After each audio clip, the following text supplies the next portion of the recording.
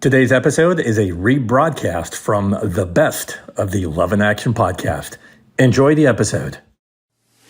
The future of work isn't about shareholder value, technology, metrics, or automation. It's about being human and putting people first through actionable love. Welcome to the Love in Action podcast, where we hold deep conversations with extraordinary people to help you grow as a leader and expand your business. Here's your host, Marcel Schwantes. Welcome to another episode of the Love in Action podcast, the show where we explore the intersection of leadership and practical love. If you're new here, we're glad you've joined the movement, which has now spread to 150 countries. Please share this episode if it really grabs you, and share with a friend, and subscribe wherever you get your podcast. My guest today, I am super excited about. HUBERT Joly is going to join us shortly. He is the former chairman and chief executive officer of Best Buy, and he's now a senior lecturer at Harvard Business School. He's also a member of the board of directors of Johnson & Johnson and Ralph Lauren Corporation, a member of the International Advisory Board of HEC Paris, and a trustee of the Minneapolis Institute of Art. Joly has been recognized as one of the top 100 CEOs in the world by Harvard Business Review. He's also been recognized as one of the top 30 CEOs in the world by Barron's and one of the top 10 CEOs in the US by Glassdoor. And he's got a new book out, and which is the whole reason he's here. It's called The Heart of Business: Leadership Principles for the Next Era of Capitalism. This book chronicles his journey turning around Best Buy from really almost the brink of extinction to now, if you look them up, I did, they're now ranked 75 on the Fortune 500 list. The book is also an urgent call for the refoundation of business and capitalism and the playbook for how to do it. And we're going to get into that playbook on this episode. HUBERT, welcome to the Love in Action podcast. Well, Marcel, thank you for having me. I so look forward to our conversation. Me too. And we always start, we got this new tradition on the show now where we start the show in the form of a question where you get to share your story. Now, there's two stories. There's the Best Buy turnaround story, which really is the book, but then there's the HUBERT story. What's your story? My story, how would I describe it? One way to describe it is that I am the story of somebody who evolved from a deeply analytical, hard-charging McKinsey consultant who was really focused on solving business problems and optimizing business performance of companies, to somebody who today believes in human magic and believes that at the heart of business is this idea that it's about the pursuit of a noble purpose and placing people at the center and embracing all stakeholders and treating profit as an outcome, not the goal. And along that journey, there was a lot of help I got from a client of mine, Jean-Marie Descarpentries, who told me 30 years ago, Marcel, 30 years ago, that profit was not the goal. It was an outcome and an imperative, but not the goal.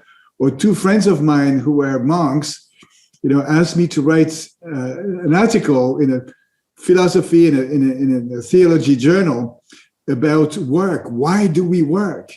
And then, of course, my good friend Marshall Goldsmith, my coach, who helped me. I'm now in Marshall's infomercials, the before and after picture, the living proof that leaders can change. You can get better. I love that this is the turnaround story of HUBERT as well. So, the great Bill George wrote the foreword for your book, and he caught my attention right off the bat by quoting you. And George says this, and he writes, talking about you now, by the time HUBERT became CEO of Best Buy in 2012, he had led turnarounds all these big companies. And despite his achievements, that's your achievements, by his early 40s, he was feeling disillusioned from chasing success. I'm telling you, I'm right there. I had to stop. So I'm going to give you a chance to explain, why were you disillusioned with all this great success? And I'm so glad you speak so highly of Bill, because Bill is one of my heroes. He's a great friend. Of course, we've been neighbors in Minneapolis, and he's one of the wisest voices on leadership and authentic leadership in particular. So rewind 20 years ago. In many ways, if I quote David Brooks, I was at the top of my first mountain, right? I had been a partner at McKinsey & Company. I was on the executive team at Vivendi Universal, which is a French-American, at the time, media and entertainment company. And so in many ways, I was at the top of that first mountain, apparently very successful. And there was nothing there. There was no meaning.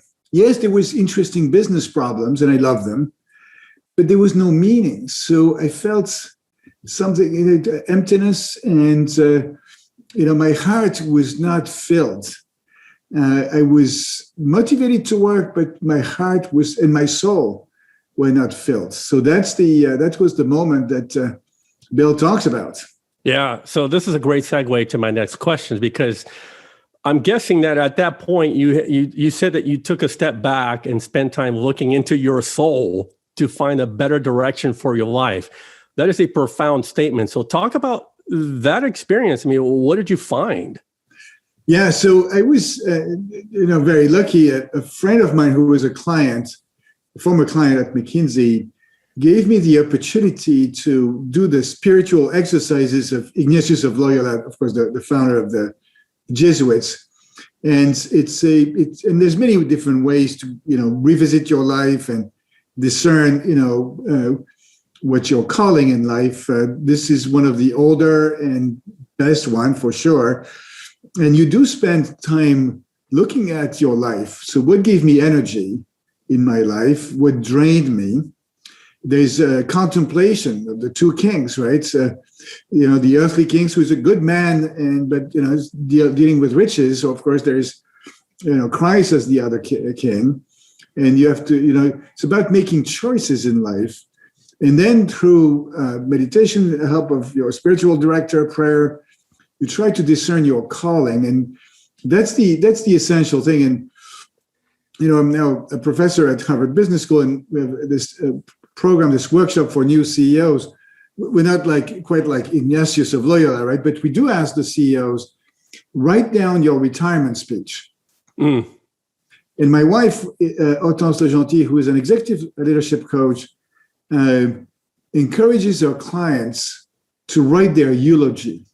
How do you want to be remembered? Do you want to be remembered because you made VP at the age of 30?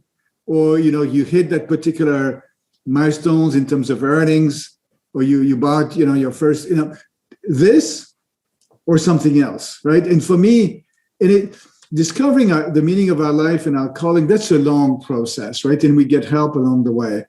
But this is, in many ways, the most important task. And so that was very fortunate. That was quite foundational. Do you remember that exercise about writing your own eulogy? What did you write? I'm curious. So, it's how do I want to be remembered? And for me, if I had to write it today, because this is something you get to rewrite regularly, right? Right. Okay. It's, the lives and the hearts I will have touched. I remember at Best Buy, there was one of the GMs at a big conference we were doing for all of the GMs told me, Hubert, thank you for saving Best Buy. Thanks to you, my children will be able to go to college. Yeah. I paused and say, let me go back to work. I want to work harder. I want to have more kids go to college, right? Well, I can imagine that there are so many lessons that you learned along the path to arriving at Best Buy in 2012. Can you pinpoint maybe one or two lessons that you say, I would not have made my success at Best Buy if it wasn't for these things? Yeah, I would, probably go deeper onto three things, three milestones. One is that dinner, I think in 1991 or something like this, with Jean-Marie Descarpentries, that's a difficult French name to say, CEO of a computer company and a client. And over dinner, he had just come back from a workshop with other CEOs. And that's when he lectured me and a couple of my partners, saying, this is what we believe. The purpose of a company is not to make money. right? Contrary to what Milton Friedman would like us to say. He says, this is simple. In business, there's three imperatives. Of course, there's a financial imperative. You need to make money, right? Sure. But think about the people imperative, meaning having the right teams properly motivated and equipped.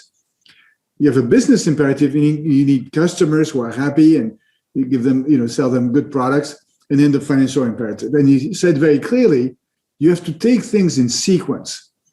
It's excellence on the people imperative that leads to excellence on the business imperative that leads to excellence on the financial imperative. And he says there's very practical implications of this. So when you do a monthly business review, when one day you become a CEO, don't start with financial results, end with financial results. If you start with financial results, it's going to occupy the entire meeting, and you won't have time to talk about people and customers, so flip it. And then philosophically, he said, at the end of the day, the ultimate purpose has got to be around people. And that connects with this second learning, which, of course, we go in details into the first part of the book, which is why do we work, right? And you have to reflect on this. Why am I working? Of course, we need some money, so I'll put this, on the table first. But philosophically, as we think about work, is work a curse, a punishment, because some dude sinned in paradise? And in French, the word work is travail, which comes from Latin tripalium, which is, Marcel, an instrument of torture. Right. Is work something you do so that you can do something else that's more fun, like traveling, or if you're in Minneapolis, watch the Vikings beat the Green Bay Packers or something like this. Or alternatively, is work part of our search for meaning? Is work part of our fulfillment as human beings? Or if we quote the Lebanese poet Khalil Gibran, and I think you'll relate to this, is work love made visible? Yeah. And I think if we think about it like this, it changes everything. Yeah. And then, of course, if you look at a corporation is not a money-making machine. It's a human organization made of individuals working together in pursuit of a goal. And again, according to Jean-Marie, of course, you need to make money. Yeah. But that goal, if you connect to the idea of work, has to be to contribute to the common good. So these were very foundational thoughts in my journey that deeply influenced, how I've approached leadership. Yeah. So basically, it's you take care of the people take care of the business, and that leads to financial results. Yep. Yeah. Okay. So simple, right? Yeah. It only took me about 200 pages to figure that out in your awesome book, by the way.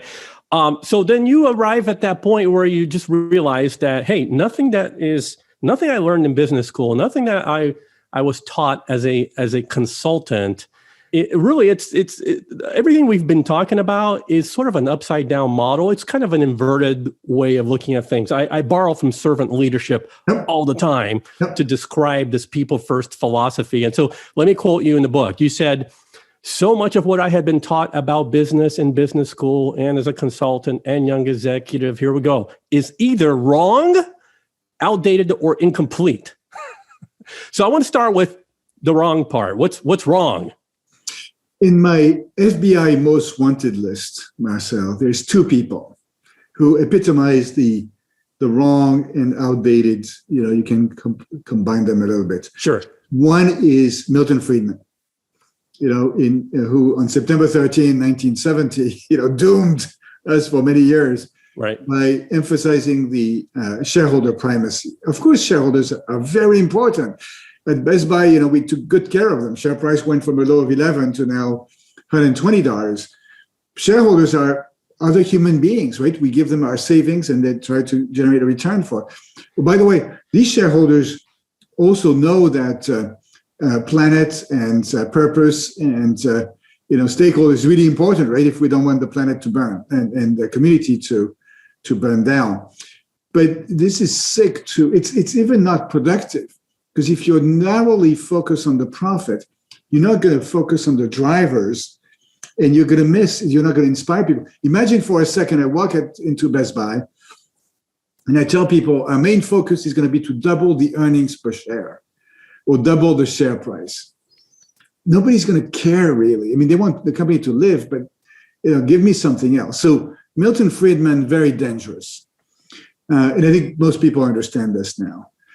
Second on my FBI most wanted list, Bob McNamara, former U.S. Secretary of Defense during the Vietnam War and former senior executive at Ford, the inventor of scientific top-down management. It's the idea that in business or in the world, you take a bunch of smart people, they analyze the problem, they come up with a solution, they tell other people what to do, and they check compliance. If they're kind, they're going to put incentives in place to make sure it works. That doesn't work. It may have worked, during the early part of the 20th century in the Taylorism era, where when tasks are quite mechanical. I think that's the outdated part. But today, most of the jobs are creative jobs, are service jobs. And there's no way you can tell me exactly what I will have to do at any point in my business life. So you have, and by the way, if you use carrots, you're going to get donkeys. Yeah. And I don't want to have donkeys, populating the company. That's not right. So these are the two FBI most wanted for Let me touch on the outdated part. You talk about the model of the leader as a smart, powerful superhero. And I'm telling you, heroic leadership is such a detriment to true leadership power. Yeah. So what would you say is I guess a powerful superhero, which really isn't what we're talking about, but yet it's still prevalent in today's corporate world. Yeah, I think it's really changing. It's really changing. But the old model of last century was indeed this idea that the leader is a superhero who is there to save the day, probably the smartest person in the room, and unfortunately too often driven by power, fame, glory, or money. And that's dangerous. And plus, that doesn't work, right? We could, if we could see your audience, we would ask them, raise your hand if you like to be told what to do. If you're driving, please don't raise your hand, right? But nobody likes to be told what to do. And, we want to be part of the journey and the solution. So this approach, nobody wants to follow these kind of leaders. Now, don't get me wrong. There are certain circumstances where you want the leader, if the ship is sinking, like it was at Best Buy in 2012, you want a leader who is able to be decisive, but that doesn't mean that, he's not going to involve others in the decision-making process, and he's going to mobilize, and maybe we'll talk about it, but it's all about creating energy. And so the leadership model today is very much somebody who is clear about their purpose and who's able to create the right environment, and is caring, and is vulnerable, and is very human. That's very different. Yeah, I can't wait to get into that. But I want to key in on this this heroic or superhero type of leader. Tell me if you agree with this, because sometimes the tendency is to always have the answers, and you want everything perfect, which lends to perfectionism. And you talk a lot about perfectionism in your book, something that so many leaders struggle with. But you know what? They don't know of the negative effects of being a perfectionist. So Marcel, back in 2009, when I started to work with the famous Marshall Goldsmith, my coach, the father of all executive coaches. And by the way, before I started to work with him, if somebody had told me Jack or Mary are working with a coach, I would have said, what's wrong with them, right? Who needs a coach? And then I realized that I like to play tennis with a pro to improve my forehand. Or when I was skiing, I like to ski with an instructor to get better in the moguls or in the deep powder. And so I said, maybe I should, consider that for my business life. And in his amazing book, What Got You Here Won't Get You There, which is the ultimate bestseller in this area, one of the things that Marshall provides, I think around page 50 or something, is the quirks of successful people. And Marcel, when I started to work with Marshall, I had 13 out of the 20 quirks of successful people, not 20, but 13. And one of them was wanting to be the smartest person in the room. The other one was adding too much value. Certainly a disease I had at the time was perfectionism. And so I want to dig into this because this is such a terrible disease. Yeah. And, a friend of mine one day told me that the quest for perfection was evil. And if you think about it, you can think about it in spiritual terms, and we're going to talk about it in business terms. If you're a perfectionist, here's the scoop. You're probably not perfect, so you're not going to like yourself. That's the first thing. Second, you're going to be working in teams. On that team, there's going to be other human beings. Here's the scoop. They're probably not perfect either. And so as they demonstrate their lack of perfection, you're going to get angry. And I would get angry or disappointed or agitated because I saw these imperfections as an obstacle to the goal, which was perfection. And so that creates an inhuman environment that can have the appearance of something that's lifting because you're driving for perfection, you're always improving, but you're destroying the heart of the organization and the heart of people around you and your own heart. And a mistake I made for many years was to have my head cut off from the rest of my body. And these are just so, part of my personal journey has been to work on getting better at, getting rid of the quirks, and learning to let go. Yeah. So, and refocusing the mind on this idea of creating the right environment. Okay. Personally, though, I want to get into, if you're aware of your perfectionism, whatever level of leadership you're at, CEO down to supervisor, and you're aware, you know what?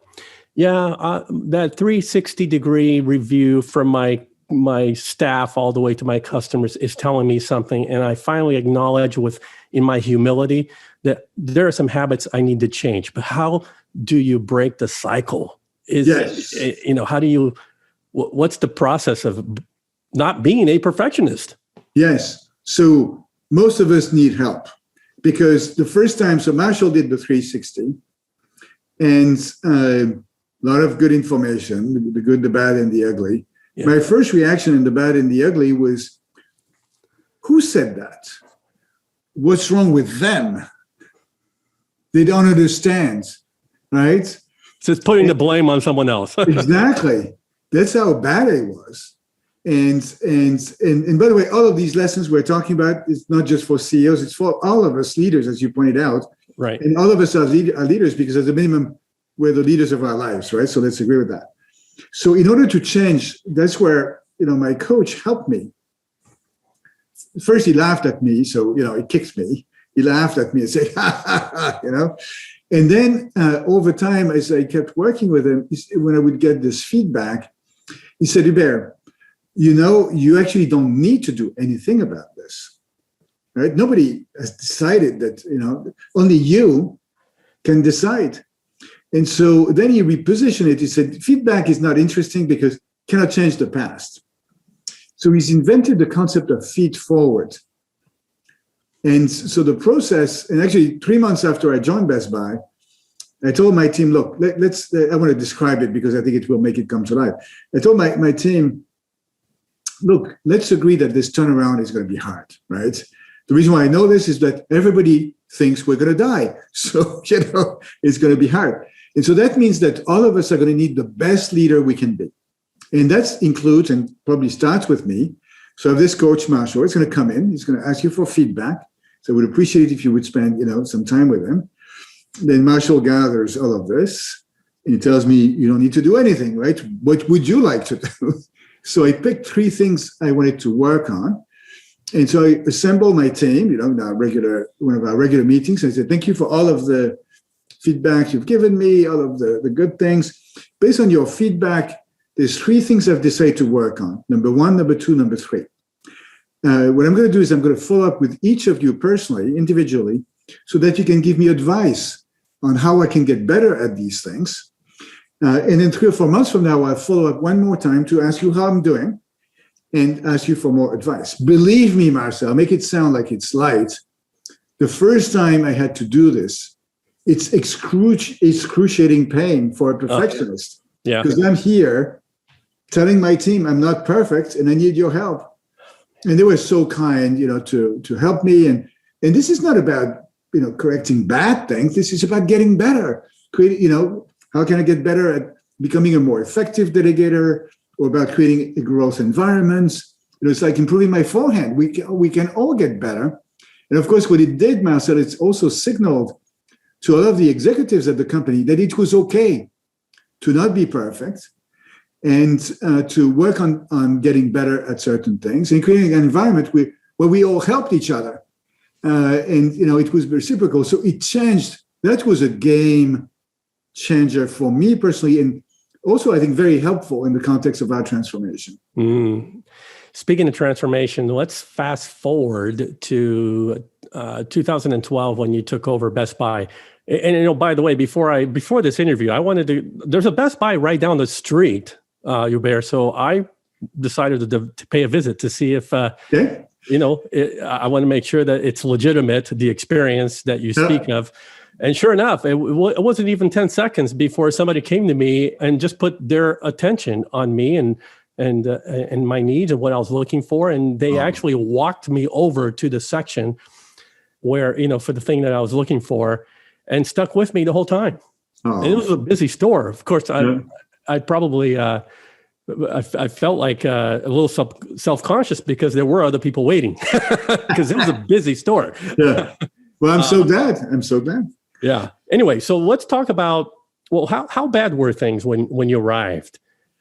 So, of course, Best Buy had been a great success story for many, many years, right? It had grown to be the largest and best, consumer electronics retailer in the country. But starting in 2009, things went sideways. That's sometimes what happens when there's complacency. They thought they had won. And of course, then they started to blame, Amazon online and companies like Apple or Microsoft opening their stores. And so there was a point in 2012 where everybody thought we were going to die, right? There was zero buy recommendation on the stock. And in some ways, this was the all-you-can-eat menu of challenges, right? There was strategic challenges with Amazon threatening, the business and the tech companies opening their own stores. There was operational challenges because the quality of service at the time had really gone down. There was leadership challenges with my predecessor having been fired. And there were shareholder challenges with the share price going down precipitously, and the founder and now just shareholder, the wonderful Dick Schultz, trying to take the company private. How cool is that? 4 challenges. Okay, so I can't wait to get into how the turnaround, really from a leadership standpoint. And we're going to take a quick break. But when we come back, I want to ask you to walk us through a roadmap of steps that, if you're a founder or an executive and you're faced with dire circumstances like a turnaround situation, or maybe you inherited a toxic company culture where, turnover is really high and you're bleeding money. So we're going to come back and talk about the priorities to save your company from a leadership standpoint. Be right back. Hey, it's Marcel. Let me get honest with you for a minute. We've reached a time in history when building up strong leaders truly matters if you want to grow your business. But managing through fear, command and control, and do as I say ways of managing is not going to get you there. So what will? In my research, I found that the most effective leadership boils down to 6 key behaviors. They are behaviors that, when filtered down to every management level, can create high performance in your teams and build a great work culture. By the way, this is the new topic that I speak on at company events and conferences and virtual stages all over the world. It's great for keynotes, webinars, half-day or full-day workshops, and leadership retreats.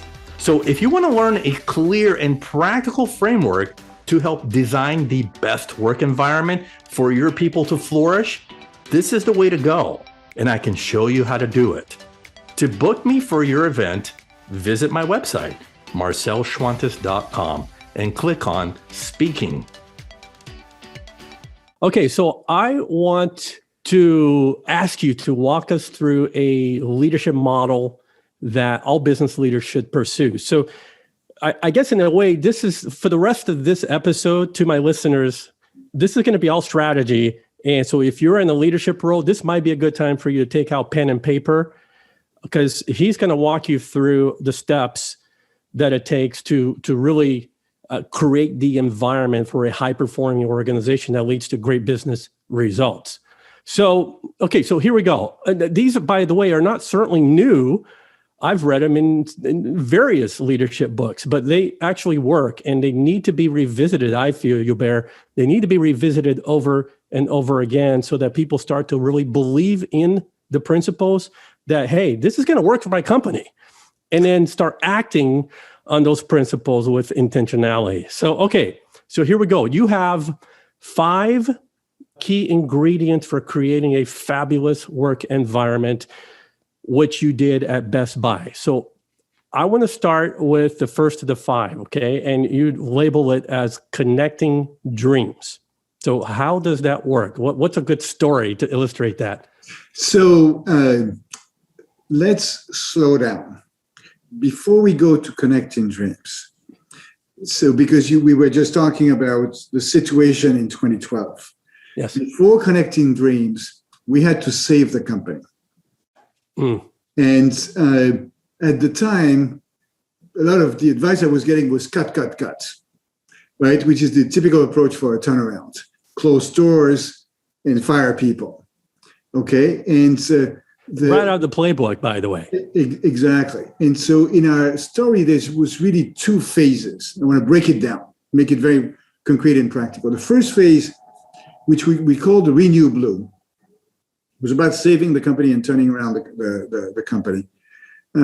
It was a very people-centric approach, right? The context was that I felt that there was, the main task was fix what was broken, right? Because the world needed Best Buy, customers needed Best Buy, the vendors needed Best Buy. They needed a place where to showcase, the fruit of their billions of dollars of R&D investments. But we had, the problems we had were self-inflicted. So, what we did was essentially make sure our prices were competitive, that, our online shopping experience was good, that the speed of shipping was good, so that we could neutralize Amazon, and then play to our strengths by investing in our stores and in our people. That's the what. Yeah. The how is more interesting. It's all people-centric. It starts with people, because people are not the problem, they're the source. So first week on the job, Marcel, I spent working in a store to be able to listen to the frontliners, because it's on the front line that you're going to find out what was broken. And so listen really well, and of course then acted on what they told me that needed to change. It starts with people also at the top. So in a turnaround, I'm a bit of a Maoist. I believe that fish rot from the head. Okay. And so sometimes the approach to change management is to change management, when some of the team members at the top, are not a good fit. It also ends with people. So that's a key point. In my turnaround manual, instead of cut, the first priority is grow the revenue, right? Which is why we invested in the shopping experience and all these kinds of good things. Of course, oftentimes you're also going to have to go after cost, okay? But first priority on the cost side is go after what I call non-salary expenses, which is everything in the cost structure that has nothing to do with people, which at most companies is the bulk of the cost structure. Right. And you only go to headcount reduction as a last resort if you don't have a choice. But even then you do it well, maybe you redeploy people, you treat them on the way out as well as you treated them on the way in. And the last element of the humanity of this turnaround in this first phase is this idea that, of course, you're going to come up with a plan, but the key is not so much the quality of the plan, it's how you can create energy. In physics, we're told that energy is a finite quantity, not in a human organization. So your role as the leader is to create energy. How do you do this? co-create the plan, get going, celebrate small wins. If there's problems, talk about them and get a team together to solve the problem. So it's all about creating the energy. So that was the first phase. Then in 2016, all right, we decided the turnaround was over and that we were going to focus now on accelerating our growth and creating a company that the customers, the employees, the shareholders, all of our stakeholders would love. And that's when we went to truly unleashing human magic. And so that's now I want to get to your question there. But I think it was important because sometimes, in particular in this time where people are all convinced about purpose and the importance of the humanity of our employees, which is all right, but sometimes you have to lay the foundation. And one of the things I've learned is that operational progress creates strategic degrees of freedom. So sometimes you have to start with fixing the basics before you think about creating an amazing future. Right. The cathedral, right? Okay. So then what is connecting dreams? What is that? How is that in the trenches? Yes. Because we've talked about it, right? The old top-down approach of telling people what to do, that doesn't work. So being French, I think, yes, I've earned the right to talk about the ingredients of unleashing humanity. And connecting dreams, it's this basic idea that something magical happens if we can connect what drives us individually with our work and with the overall purpose of the company. Because that's when we have a spring in our step, that's when we are full of energy. And so your question is, how do you do this, right? Let me give you two illustrations of that. One is very practical. A store general manager in Boston, in the Boston market, one of the questions he would ask all of the associates in his store, typically 100 people, is tell me about your dream. At Best Buy or outside of Best Buy, what is your dream? Okay, write it down in the break room. And then he said, my job is to help you achieve your dream. That's a game changer. The same thing happened, and I think that I would encourage everybody to do this. One time with my team, we would get together for an offsite every quarter. And one time over dinner, I asked everyone to bring a picture of themselves when they were little. And during dinner, we shared with each other our life story. And essentially, what was the meaning of our life? How do we want to be remembered? All of these questions.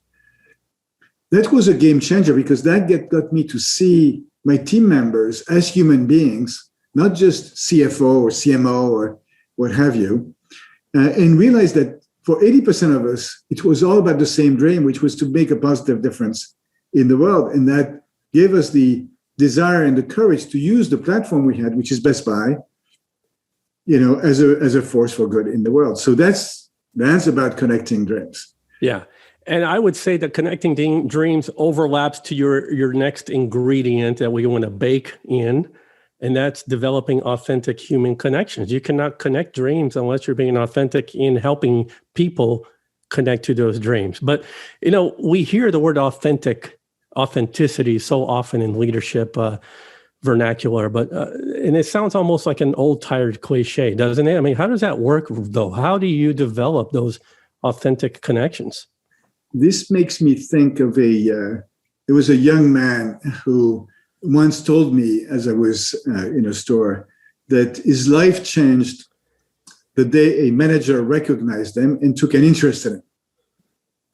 And we've been trained, so people will be familiar with my compatriot, René Descartes of the Cartesian philosophy, logic, who said, I think, therefore I am. I think he's wrong. It's I am seen, therefore I am. And everything changes in an organization is people feel that they exist, that they're respected, and that they can be themselves. And as a leader, we get to create that environment. So, Cami Scarlett, our wonderful head of HR, one day revealed to everybody at the company that for years she had been struggling with depression. Do you know many C-suite executives from large companies or small companies who talk about their personal struggle with depression? You don't do this. You're supposed to be a superhero. Exactly. But it changed everything because it said to everyone at the company that we're all human beings and sometimes we'll struggle, and that doesn't make us worse human beings. And so that's, as leaders, that's how we shape the environment. Of course, the theme of diversity and inclusion comes right there because that's all about everybody feeling included. And that's a lot of work. And that's way more important in a sense, or at least as important as coming up with the right strategy, frankly. So is it accurate to say that you cannot foster authentic human connections unless you're vulnerable? You have to make yourself vulnerable. You have to be able to say, my name is Hubert and I need help. Or, my name is Hubert and I don't know. And that's very relevant today in this world where there's so many curveballs that are being thrown at us, where there's no playbook. The myth of the leader who knows everything is gone. And as a leader, our mindset, it's a mind shift that we need to operate, is to go from the know-it-all to the learn-it-all and learn how to say, my name is Hubert and I need help, or I don't know. Okay, let's keep baking, and I'm going to sprinkle in now your ingredient number 3, which is fostering autonomy. And some people would say, hey, that would never work here because if we give our people too much freedom, they'll run the asylum. You say? Yeah, the autonomy, that can be scaring, right? Unleash creativity. So yeah, but what if they do something wrong? That would just be terrible. And yet we know, again, we've asked this question. We didn't see any hands go up. Nobody likes to be told what to do. So the magic happens if you can create an environment where people can do what they think is right. And one of the early policies we established at Best Buy, it was a short policy. I'm going to read it entirely. It says, don't do anything stupid, crazy, or goofy. Meaning if you see something that's either crazy, stupid, or goofy, don't do it. Cami famously said one day, so in retail, you have standard operating procedures, SOPs. She said, that stands for service over policy. Okay, and you have to be comfortable with that. Now, a very practical step we took at Best Buy that really contributed to unleashing human magic was when it became very clear with our team about what were the decisions I was responsible for. And frankly, there was only 4 or 5. And then the other decisions, we had to push them down as far down as possible, and to Judy or Mary or Jack, who actually were the more competent about the issue. And it made it clear to them that we, the senior executives, we may express opinions and input, say, I'm not sure, say, you need to tell me more, but that's not a veto. That's input. You're in charge. Yeah. And so you get to decide from whom you're going to take input. And then we want to have your back. And our responsibility as the leaders is to give you, if you ask, the best possible input to you, and make sure that you feel it's just input. Sometimes we get confused. We say, how about if we did something like this? People think you have to be very careful. If you're higher up, people are going to think it's a directive you're giving them, whereas you're just, thinking about an idea. So it's really changing that. And so autonomy doesn't mean chaos, but it means empowerment at the right level. Yeah. And one of the best examples of what you're talking about, that autonomy, fostering autonomy, comes from a book called Turn the Ship Around by a former Navy captain, David Marquet. I don't know if you've got a hold of that book yet, but he talks about empowering human beings by really pushing authority down. Yep. So you're creating competency at lower levels so people can actually make decisions on their own. Exactly. It's a great book. Yeah. Okay, let's, so we got 2 more ingredients before we stick this in the oven, okay? And number 4 is achieving mastery. So I translate that to mean it's basically creating human development or helping people with their development, not just professional development, sure, but also personal development. And there's 2 counterintuitive ideas that I want to emphasize, because they struck me as being very powerful. Traditionally in management, you focus on results and numbers, and you manage your subordinates based on their performance. It sounds like a great idea. It's actually a mistake. As you manage teams, much more important to focus on skills, behaviors, and drivers, and making sure that people learn what gets them to the great outcomes. Right? So that's not a so that is actually very demanding for the supervisors, because they need to know. It's not only that they need to count, but it's more important that they know what it takes to be successful, and that they help their teams on getting better at what makes the team successful. The second counterintuitive idea, in particular in large organizations, is that mastery and development is individual. Imagine for a second that you're Roger Federer and I'm Hubert, and we have the same coach. Do you think that the coach is going to give us the same, program? No.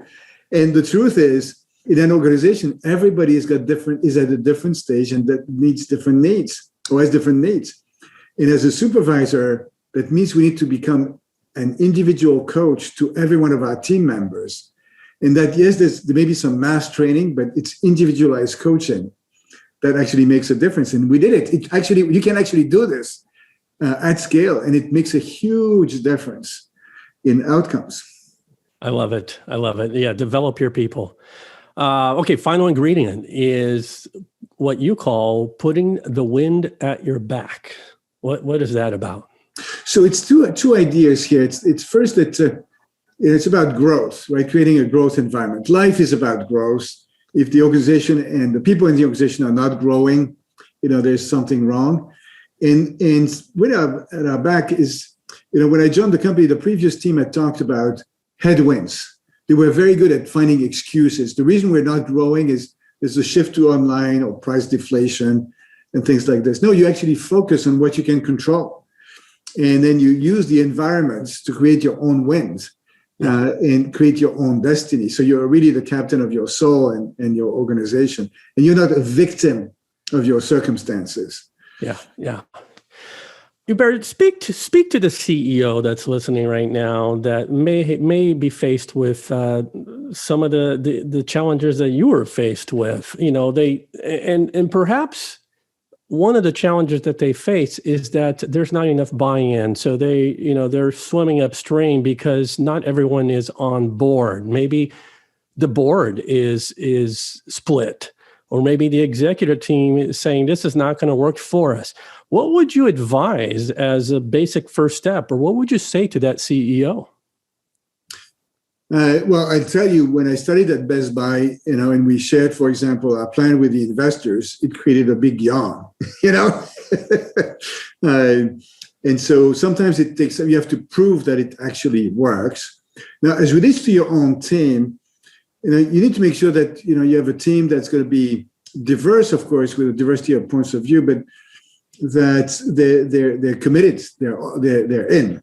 And that, there's some basic agreement on some principles and on what goal we're going to pursue and how we're going to get there from here. And if people have a choice, if they don't like the goal, that's okay. They can leave. If they don't like the philosophy, that's okay. They don't need to work here. Right. And it was very clear over time with our leaders, on these leadership principles we talk about in the book. If you don't like them, that's okay. I don't have a problem with that. We're going to promote you to being a Best Buy customer, which is a wonderful thing. We'll take good care of you. But at the same time, you want to explain things. You don't want to assume ill intent. So our board, I was very transparent with our board about, what I thought the situation was and what I was proposing to do.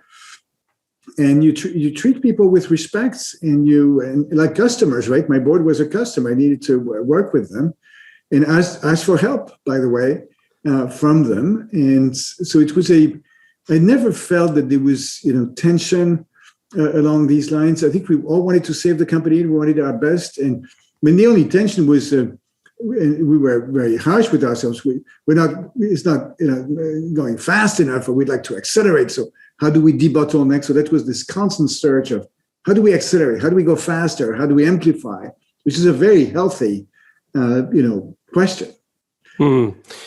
Well, as we wind down here to the end, I wanted to tell you that the reason we have this podcast and the reason I created it is because I personally believe that leadership is an expression of love, and you've already alluded to it. And so before we wrap up, tradition on this show here is I want to make the link between leadership and practical love, love as caring behaviors, love as a verb, not as a squishy feeling that will engage the hearts and minds of people to, do great things together. So if you were to boil down this conversation, how does a leader love well day in, day out? So we said it, right? Work is love made visible. So right. How more clear you need to be. I think it's about this idea that business is about embracing all stakeholders, the employees, the customers, the partners, the community, the shareholders, and developing, it's some kind of declaration of interdependence, developing love with all of these relationships. I love the idea of love brands. Customers love, you want them to love interacting with you. You want the employees to love being here. You want the partners to love working with you. You want the shareholders to love you. And of course, love is a reciprocal relationship. And so, that goes both ways. But it's this idea to refuse zero-sum games, and that this is the beginning. This is a beautiful friendship that you're building with all stakeholders, treating all of them in a sense as customers. Yeah. I do want to acknowledge that you're right. I have seen the shift from a shareholder capitalism to a stakeholder capitalism over the last maybe 3-5 years, especially. It's been kind of noticeable. So Thank you for that. We end our episodes with 2 final questions. Personally, what is really tugging at your heart right now that you would like us to know? So, it was last year. I'm the eternal optimist, but last year I had to take the first step of the 12 steps of, AA and admit to myself that the world we are in is facing a multifaceted crisis, right? It's a health crisis, but also economic, racial, societal, environmental, geopolitical. And that actually I found, even though it's sad, but also liberating, because once we've admitted that things are not working, then you have to say, okay, so how do we change them? And what can I do to make a positive difference? Knowing that, we have a number of ticking time bombs. And my mission now is adding my voice and my energy to, fixing what we have and this necessary foundation of business and capitalism around purpose and humanity. So it started with, a punch in the gut and say, what we have today is not working. And I so much appreciate you adding your voice and energy to our platform so we can increase our energy and our voice as well to the world. So one last question finally, and that is you get to close this episode your way with that one final takeaway to bring us home with. Well, Marcel, thank you. That's a daunting question. I think that, we're exiting this pandemic and we're getting out of the lockdowns. What strikes me, a major lesson from this time is that if you cannot go outside, go inside. What do I mean by this? It's leadership from the inside out. Spend time with yourself, figuring out what kind of a leader you are, what kind of a leader you want to be, what legacy do you want to leave behind, and how you want to be remembered as a leader. And use that as your true north to be the best leader you can be. What problems are you going to help us solve? How are you going to help us create a future that does not exist yet, but frankly, that needs to be more sustainable? And lastly, remember, Marcel, when we were flying, long time ago, we were taking on airplanes. Yeah. We were told if the oxygen mask comes down, put it on yourself first before you help others. Right. So to all of us leaders out there, make sure you take care of yourself. You exercise, you meditate, you reflect, you ask for feedback. You journal. I don't care how you do it, but make sure that you breathe, right? Every day, every week, you take care of yourself so that you can be the biggest, most beautiful, most extraordinary version of yourself. That's what the world needs. We need you to be extraordinary. So take care of yourself. I love it. If people want to connect with you, Hubert, where can they go? What website should they click on? Yeah, so the website is my first name, my last name.org. So it's hubertjoly.org, no dot, no dash, just hubertjoly.org. And there's a lot of content there. By the way, on the website, there is a business electrocardiogram, of course, where you can take an assessment and look at the health of the heart of your business, and it helps you pinpoint the areas where you may say, gee, we're doing so great in these areas. And then maybe, gee, let's talk with my team. How could we get better in these areas? So it's a business electrocardiogram. How cool is that? That is awesome. Yeah. Hey, it's been a blast. I'm so glad that we ran into each other, and I truly appreciate your wisdom today. Marcel, thank you for the opportunity, and everyone, be well. Join the conversation and comment on this episode with hashtag LoveInActionPodcast. And you can look also for my show notes on my website, marcelschwantes.com. I'll make sure that I include Hubert's contact info in there as well. I'm coming right back with my one action item for you to start doing every day based on this conversation. Thank you for listening to the Love in Action podcast. If you enjoyed today's episode, please share it, subscribe, and leave us a review. Until next time, don't forget, the future of leadership is love in action. Believe it, practice it, and watch your business grow.